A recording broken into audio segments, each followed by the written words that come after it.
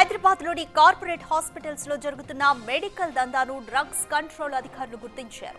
నిన్న జరిపిన తనిఖీల్లో భారీగా అవకతవకలు జరుగుతున్నట్లుగా గుర్తించారు. కార్పొరేట్ హాస్పిటల్లో భారీగా అవకతవకలు జరుగుతున్నట్లుగా అధికారులు గుర్తించారు. వాటికి అనుబంధంగా ఉన్న 66 ఫార్మసీలకు షోకాజ్ నోటీసులను జారీ చేశారు. కూకట్పల్లిలోని రెమెడీ హాస్పిటల్లో 70,000 విలువైన మెడికల్ కిట్లను స్వాధీనం చేసుకున్నారు. రిజిస్టర్డ్ ఫార్మసిస్టు లేకుండా మందులు పంపిణీ చేస్తున్నట్లుగా గుర్తించారు. మందులు సరైన ప్రాంతంలో నిల్వ చేయకపోవడం, బిల్లులు లేకుండా విక్రయిస్తున్నట్లుగా తేలింది.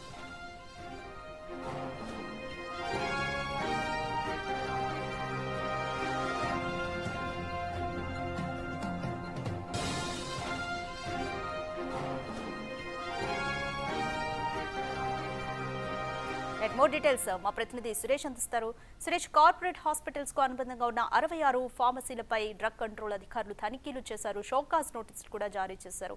అయితే రిజిస్టర్డ్ ఫార్మసిస్టులు లేకపోవడం మందుల షాపులు అనేది ఇప్పటికీ కూడా ఇది తీరని సమస్య. దీనిపైన డ్రగ్స్ కంట్రోల్ అధికారులు ఎటువంటి చర్యలు తీసుకోబోతున్నారు?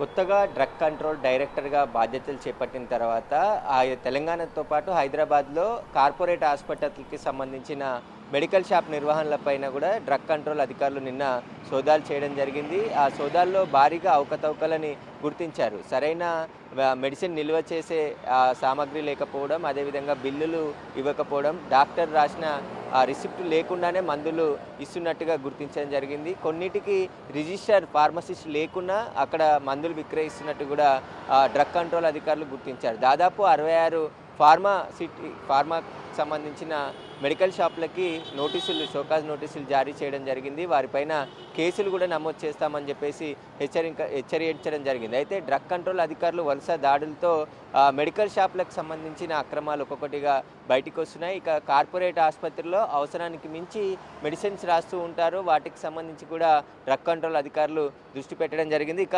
కూకట్పల్లిలోని రెమెడీ హాస్పిటల్లో కూడా కొన్ని కిట్లని డ్రగ్ కంట్రోల్ అధికారులు గుర్తించడం జరిగింది. ఆ కిట్లని ఇక్కడ తయారు చేయకుండా ఒకే బ్యాచ్ నెంబర్పై 2 కిట్లు ఉన్నట్టుగా కూడా గుర్తించడం జరిగింది. అలాంటి వాటిని అన్నిటిని కూడా 70,000 విలువైన మెడికల్ కిట్లని అక్కడ స్వాధీనం చేసుకోవడం జరిగింది. అవి అనుమతులకు విరుద్ధంగా, ఎందుకంటే డ్రగ్ కంట్రోల్ అధికారుల నిబంధనలకు విరుద్ధంగా ఈ మెడికల్ షాపులు నిర్వహిస్తున్నట్టుగా డ్రగ్ కంట్రోల్ అధికారులు గుర్తించడం జరిగింది. వారికి ప్రస్తుతానికి షోకాజ్ నోటీసులు జారీ చేయడం జరిగింది. గతంలో కూడా బిగ్ టీవీ అనేక మెడికల్ షాపులపై స్పెషల్ డ్రైవ్ చేయడం జరిగింది.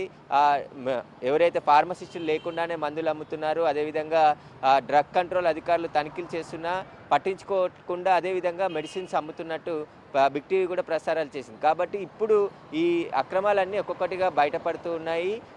ఇప్పుడు నిన్న 66 మెడికల్ షాపులకి షోకాజ్ నోటీసులు ఇచ్చారు. అయితే గతంలో మెడికల్ షాపులపైనే సోదాలు చేసేది, కానీ ఇప్పుడు హాస్పిటల్లో ఉన్నటువంటి ఫార్మా సిటీలకు సంబంధించి కూడా పూర్తిగా సోదాలు చేయడం జరిగింది. దాంట్లో హాస్పిటల్లో నిర్వహిస్తున్నటువంటి మెడికల్ షాపులకు సంబంధించి ఈ నోటీసులు జారీ చేయడం జరిగింది. ఇంకా వరుసగా ఈ దాడులు కంటిన్యూగా కొనసాగుతూనే ఉంటాయి. ఎవరైనా అవకతవకలు పాడితే ఖచ్చితంగా వారిపై చర్యలు తీసుకుంటామని చెప్పేసి కూడా డ్రగ్ కంట్రోల్ డైరెక్టర్ హెచ్చరికలు జారీ చేయడం జరిగింది.